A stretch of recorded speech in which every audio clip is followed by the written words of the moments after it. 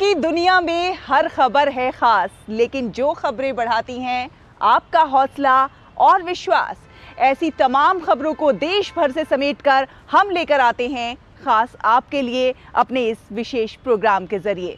नमस्कार, मैं हूं शहला निगार और आप देख रहे हैं हमारा ये खास प्रोग्राम गुड न्यूज़ जज्बा इंडिया का। यहाँ होती हैं आम लोगों की बहुत खास कहानियाँ जो प्रेरणा देती हैं, कुछ कर गुजरने का जज्बा देती हैं। हर दिन हमारा सामना सड़क पर या फिर स्ट्रीट लाइट पर ऐसे लोगों से ज़रूर होता है जो कि ज़रूरतमंद होते हैं, दो वक्त की रोटी मांग रहे होते हैं या फिर कुछ पैसे मांग रहे होते हैं। ज़्यादातर लोग उन पर दया दिखाते हैं, कुछ पैसे देते हैं या एक वक्त का खाना देते हैं और आगे बढ़ जाते हैं। बहुत कम लोग होते हैं जो उनके जीवन में बदलाव लाने के लिए प्रयास करते हैं। आपको ऐसा ही एक प्रयास दिखाएंगे जो कि केरल में हो रहा है लोगों के जीवन में बदलाव लाने का, और इसे नाम दिया गया है नानमा मरम, यानी अच्छाई का पेड़।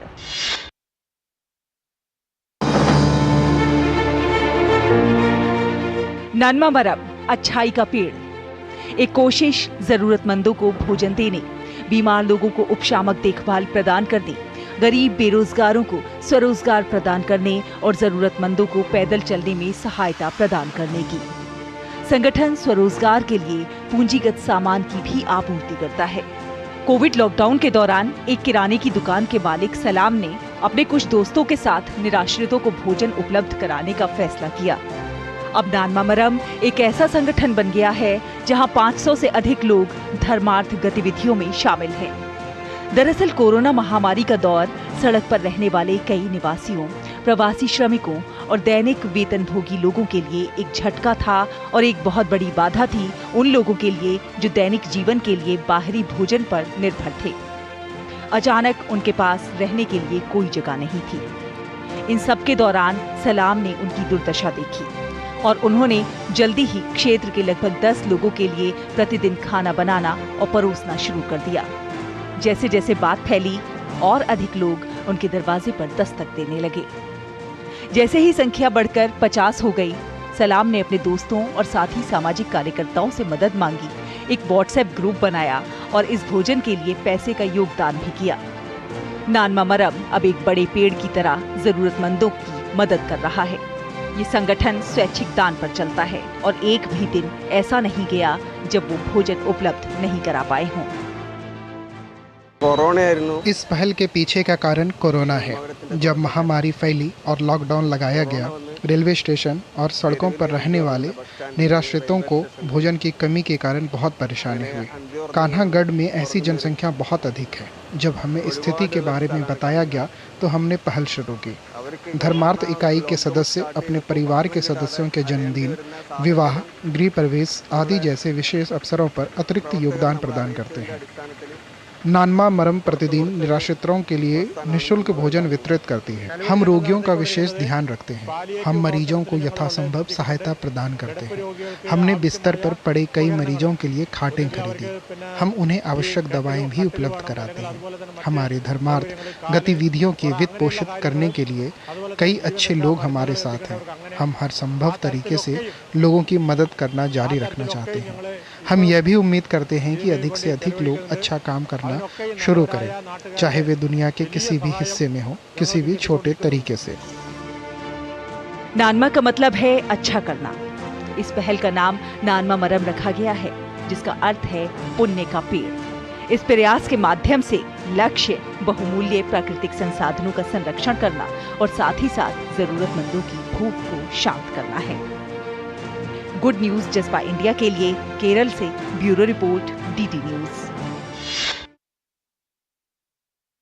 कहते हैं कि अच्छे काम कभी बेकार नहीं जाते। हमारे छोटे छोटे से प्रयास किसी के जीवन में बड़े सकारात्मक बदलाव के वाहक बन सकते हैं, और ऐसा ही एक प्रयास हुआ है हरियाणा के अंबाला छावनी कैंट के एक नागरिक अस्पताल में, जहां पर एक रोटी बैंक खुला है। ये रोटी बैंक आम लोगों ने खोला है, लेकिन इन्हें साथ मिला है वहां के स्वास्थ्य विभाग के अधिकारियों का। और किस प्रकार ये हर दिन सैकड़ों लोगों को निःशुल्क भोजन करा रहे हैं, आइए आपको दिखाते हैं इस खास रिपोर्ट में।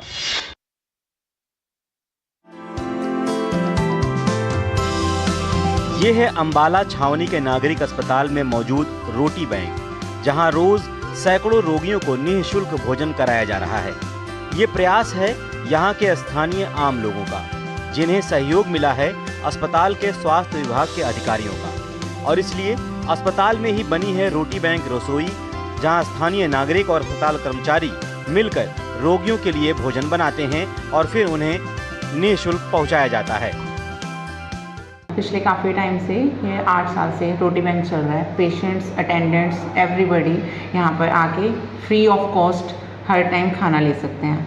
अगर किसी को कोई और भी ज़रूरत है उसके लिए भी हम एवरी टाइम उसको पॉसिबल कराते हैं। खास बात यह है कि यहाँ बन रहे खाने की निगरानी अस्पताल में मौजूद डाइटिशियन करते हैं और फिर मरीज की सेहत के लिहाज से उन्हें खिलाया जाता है। यहाँ खाने की गुणवत्ता का पूरा ख्याल रखा जाता है। सामाजिक लोगों का यह बेहतरीन प्रयास है। ये रोटी बैंक अन्य राज्यों में भी एक मिसाल बन गया है। यहाँ पे सभी जो पेशेंट्स एडमिट होते हैं, सभी डिपार्टमेंट्स की, उनको सुबह और शाम 2 टाइम का खाना देते हैं और 2 टाइम की जो इंडोर पेशेंट्स होते हैं उनको चाय भी देते हैं।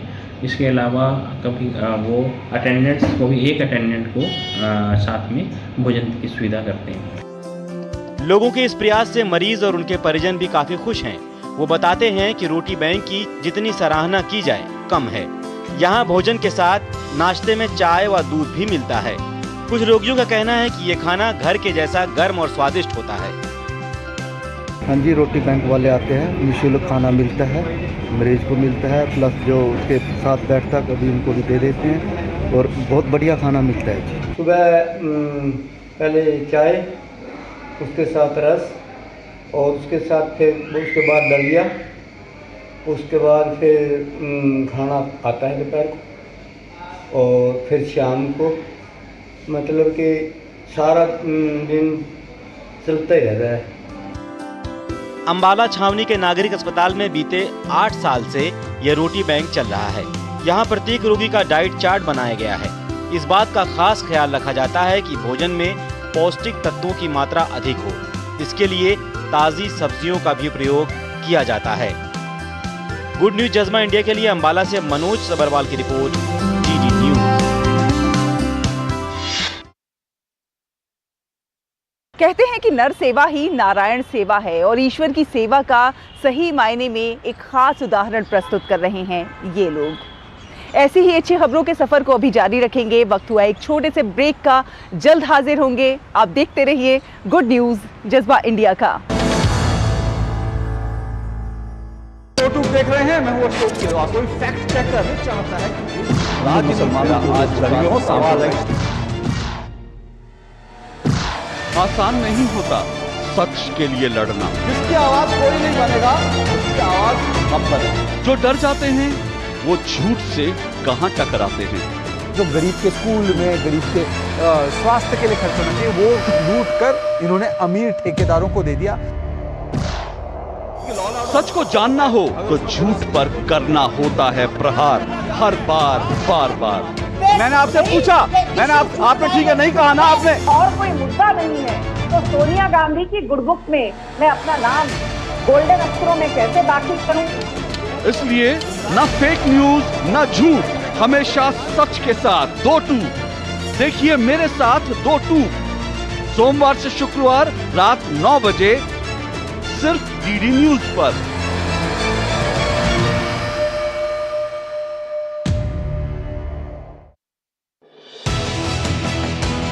दुनिया की सबसे तेज रफ्तार और 5वीं सबसे बड़ी अर्थव्यवस्था, विश्व स्तर के बुनियादी ढांचे, भारत की फिनटेक क्रांति की कहानी मेक इन इंडिया और स्टार्टअप इंडिया की सफलता की, आर्थिक जगत की सुर्खियां, आम आदमी के लिए क्या है मायने, शेयर बाजार और दूसरे फाइनेंशियल मार्केट्स के तमाम अपडेट्स, कारोबार जगत की बड़ी खबरों का सटीक और सरल विश्लेषण।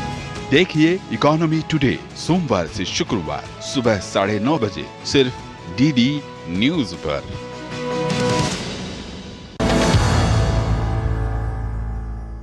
ब्रेक के बाद एक बार फिर आप सभी का बहुत बहुत स्वागत है। आप देख रहे हैं गुड न्यूज़ जज्बा इंडिया का।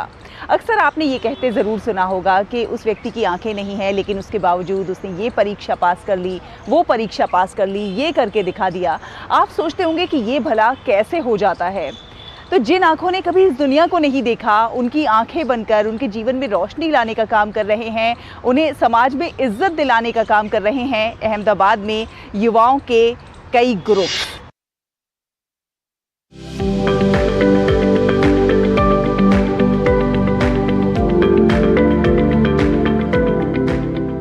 कौन कहता है कि इन लोगों की जिंदगी में रंग नहीं है? यहाँ रंग है मेहनत का, रंग है स्पर्श का और रंग है ईमानदारी का। अक्सर आपने सुना होगा कि जो लोग देख नहीं सकते, उन्होंने ये परीक्षा पास कर इस पद को ग्रहण किया। लेकिन क्या आप सोचते हैं कि ये कैसे मुमकिन हो पाता है? इसके पीछे है अहमदाबाद के सैकड़ों लोगों की निस्वार्थ सेवा। ये है अहमदाबाद का वन विजन ग्रुप और एक प्रयास मानवता की ओर ग्रुप, जो गुजरात के दिव्यांग लोगों के राइटर बन उनकी हर परीक्षा में मदद करते हैं। ये है अल्पेश भाई, जिन्होंने 19 साल की उम्र से दिव्यांगों के जीवन को आसान बनाने की सोच के साथ अपनी सेवा देना शुरू किया। अपने काम के साथ साथ दिन रात की परवाह किए बिना किसी फीस के ये जो देख नहीं सकते उन बच्चों को शिक्षित करने लगे।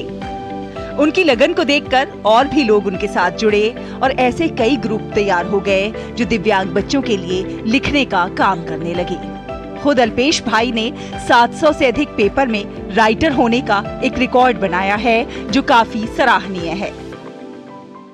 भगवान ने हमें आँख दी है, किसी की आंखें बनकर उसकी सहायता करने की फीलिंग ही अलग होती है।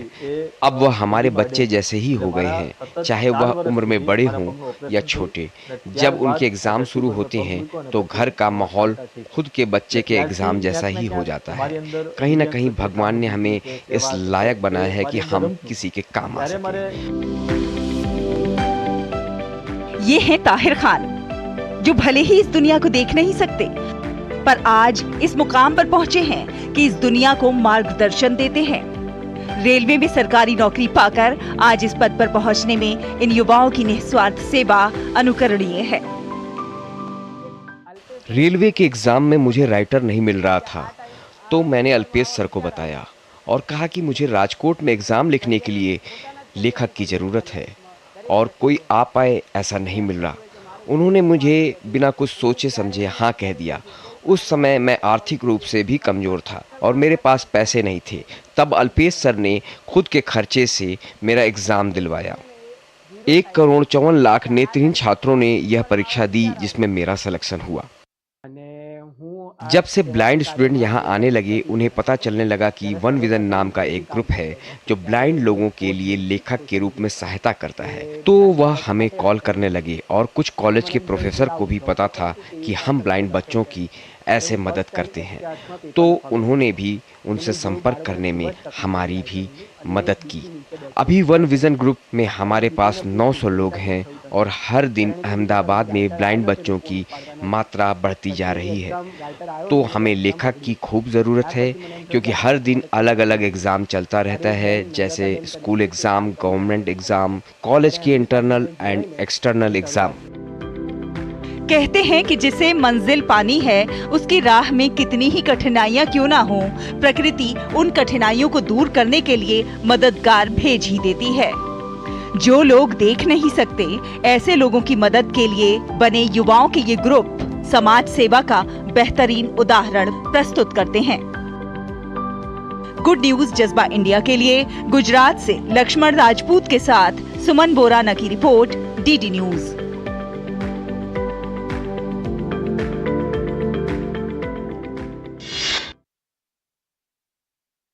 तो आपकी छोटी छोटी कोशिशें, आपके छोटे छोटे प्रयास किसी के लिए बहुत बड़े भी हो सकते हैं, बहुत ख़ास भी हो सकते हैं। कोई एक चीज़ जो आपके लिए कबाड़ हो सकती है, किसी दूसरे के लिए उपयोगी भी हो सकती है। और कुछ ऐसा ही अभियान महाराष्ट्र के अकोला में चल रहा है, जहां पर डोनेट योर साइकिल अभियान चल रहा है। यानी आपकी जो साइकिल बेकार हो गई है, वो आप यहां पर डोनेट कर सकते हैं। इसको रिसाइकिल करके, इसको और थोड़ा सा बेहतरीन बना के उसे ये लोग डोनेट कर रहे हैं उन बच्चों को जो कि वंचित पृष्ठभूमि से आते हैं। मकसद है उन तक शिक्षा का उपहार पहुंचाना।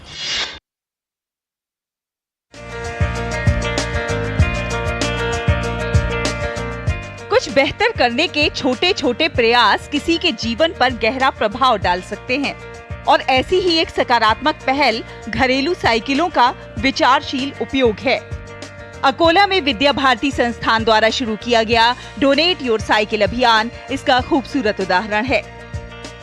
विविध पृष्ठभूमि के छात्रों को साइकिल दान करते हुए इस अभियान का उद्देश्य वंचित बच्चों तक शिक्षा का उपहार पहुंचाना है, खासकर उन बच्चों तक जिनके परिवार वित्तीय बाधाओं के कारण उन्हें स्कूल भेजने के लिए संघर्ष करते हैं।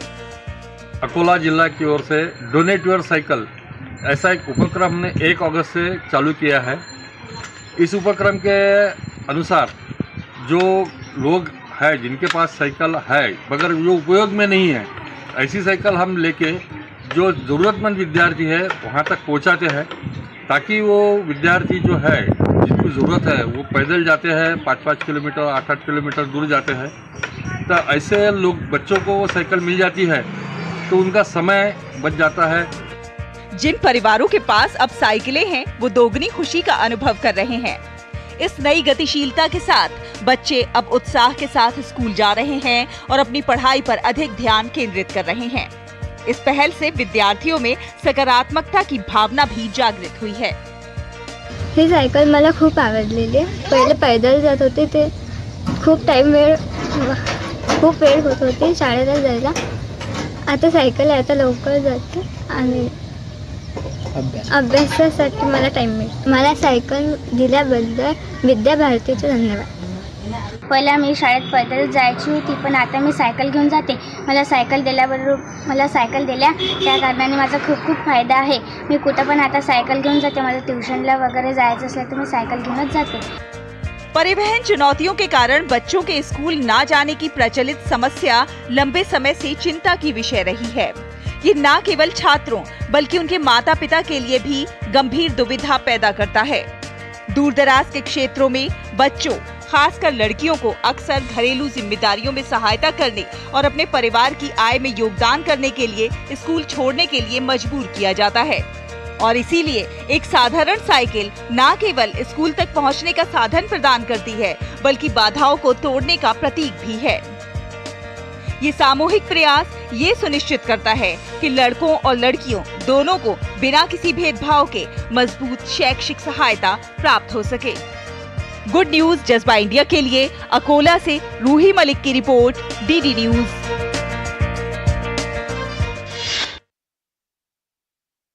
अच्छी खबरों का ये सफर अभी जारी रहेगा। वक्त हुआ है एक और छोटे से ब्रेक का। जल्द हाजिर होंगे। आप देखते रहिए गुड न्यूज जज्बा इंडिया का। यूट्यूब देख रहे हैं, मैं हूं अशोक किरवा। कोई फैक्ट चेकर नहीं चाहता है कि राज्य मुसलमानों की आज लड़ी हो। सवाल है आसान नहीं होता सच के लिए लड़ना। जिसकी आवाज कोई नहीं बनेगा उसकी आवाज हम बने। जो डर जाते हैं वो झूठ से कहां टकराते हैं। जो गरीब के स्कूल में, गरीब के स्वास्थ्य के लिए खर्च होना चाहिए वो लूट कर इन्होंने अमीर ठेकेदारों को दे दिया। सच को जानना हो तो झूठ पर करना होता है प्रहार, हर बार बार बार। मैंने आपसे पूछा, आपने ठीक है नहीं कहा ना आपने। और कोई मुद्दा नहीं है तो सोनिया गांधी की गुडबुक में मैं अपना नाम गोल्डन अक्षरों में कैसे दाखिल करूं? इसलिए न फेक न्यूज न झूठ, हमेशा सच के साथ 2-2। देखिए मेरे साथ 2-2 सोमवार से शुक्रवार रात 9 बजे सिर्फ डीडी न्यूज पर।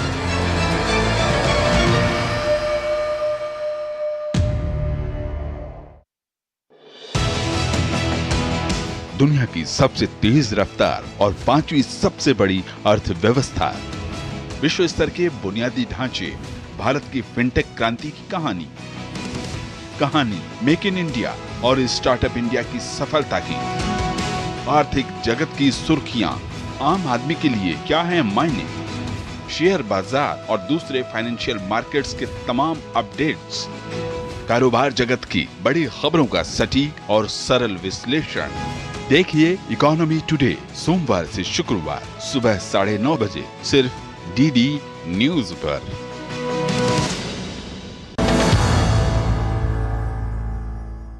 ब्रेक के बाद एक बार फिर आप सभी का बहुत बहुत स्वागत है। आप देख रहे हैं गुड न्यूज जज्बा इंडिया का। दुकानें तो आपने बहुत सारी देखी होंगी, लेकिन आज हम आपको दिखाएंगे ईमानदारी की दुकान, जो कि मध्य प्रदेश के आगर जिले के चंदन गांव में खुली है। मकसद है बच्चों में ईमानदारी की भावना को विकसित करना। इस दुकान का संचालन खुद छात्र कर रहे हैं और किस प्रकार से छात्रों में ईमानदारी की भावना विकसित हो रही है, आइए देखते हैं। आगर मालवा से 25 किलोमीटर दूर चांदन गांव के शासकीय हाई स्कूल परिसर में ईमानदारी की दुकान खोली गई है। इस दुकान में बच्चों की जरूरत का सामान रखा जाता है। इस दुकान का नाम ईमानदारी की दुकान रखे जाने की वजह भी खासी रोचक है। दुकान में एक बॉक्स रखा गया है। इस बॉक्स में छात्र खरीदे गए सामान की बिक्री की राशि स्वतः ही डाल देते हैं। गौरतलब है कि छात्र छात्राओं का काफी समय बाहर बाजार में स्थित दुकानों से सामान खरीदने पर जाया होता था और अनेक बार मोल भाव की भी समस्या सामने आती थी। यहाँ पर हमने एक दुकान खोली है जिसका नाम ईमानदारी की दुकान है, जिसमें प्रत्येक छात्र एवं छात्राओं के लिए निःशुल्क वो अपनी मर्जी से सारे उपलब्ध चीज़ें जो कि उनकी आवश्यकता अनुसार रखी गई हैं वो उठा सकते हैं और पैसे रखकर खुले पैसे वापस ले सकते हैं। लंच टाइम में सड़कों पर जाते थे, उधर बस स्टैंड है, बहुत सारे वाहन जाते थे, तो उनका एक्सीडेंट वगैरह का भी थोड़ा सा डर रहता था हमको। अब विद्यालय परिसर में इस दुकान के खुलने से विद्यार्थियों को सुविधा की सभी चीजें यहाँ से प्राप्त हो जाती हैं। यहाँ ना तो दुकानदार बैठाया गया है और ना ही दुकान में कोई सीसीटीवी कैमरा लगा हुआ है। स्कूल प्रबंधन दुकान के लिए जरूरी सामान उपलब्ध करा रहा है। दुकान में छात्राओं के लिए सैनिटरी पैड की व्यवस्था निःशुल्क है। हम इस दुकान में से जो हमें चाहिए आवश्यकता की चीज़ें वो हम ले सकते हैं और जो बाकी के पैसे हैं वो वापस हम डाल के और वापस खुले ले सकते हैं। जो भी हमारी आवश्यकता की सामान है वह यहाँ पर बिल्कुल है। काफ़ी किताबें, लीड, पेन, जो भी स्केल जो भी है वो सारी, हमें इसके लिए बाजार में नहीं जाना पड़ता है। विद्यालय परिसर में ईमानदारी की दुकान से छात्रों को जहां दैनिक उपयोग के सामान उचित दाम पर उपलब्ध हो रहे हैं, वहीं उन्हें इसके माध्यम से ईमानदारी की नसीहत भी दी जा रही है। गुड न्यूज जज्बा इंडिया के लिए मध्य प्रदेश के आगार से भागीरथ देवड़ा की रिपोर्ट, डीडी न्यूज। तो देखा आपने, देश के हर कोने से ये जो खूबसूरत कहानियां हैं, ये हमें कई संदेश दे जाती हैं। आप देख रहे हैं कि हर ओर, हर क्षेत्र में किस तरह से लोग एक दूसरे की मदद के लिए आगे आ रहे हैं, देश को विकास के पथ पर आगे बढ़ाने के लिए अग्रसर हैं, नवाचार कर रहे हैं, एक दूसरे के साथ निभा रहे हैं। तमाम ऐसी कहानियों को देश भर से हम समेट कर लेकर आते हैं। उम्मीद है आपको हमारा प्रोग्राम बहुत पसंद आता होगा। आप हमें लिख सकते हैं, अपनी प्रतिक्रिया भेज सकते हैं। हमारा ईमेल आईडी है ddgoodnewsindia@gmail.com। अगले हफ्ते फिर हाजिर होंगे कुछ और अच्छी कहानियों के साथ। तब तक के लिए आप खुश रहिए और देखते रहिए गुड न्यूज़ जज्बा इंडिया का। हमें और हमारी पूरी टीम को दीजिए अनुमति। नमस्कार।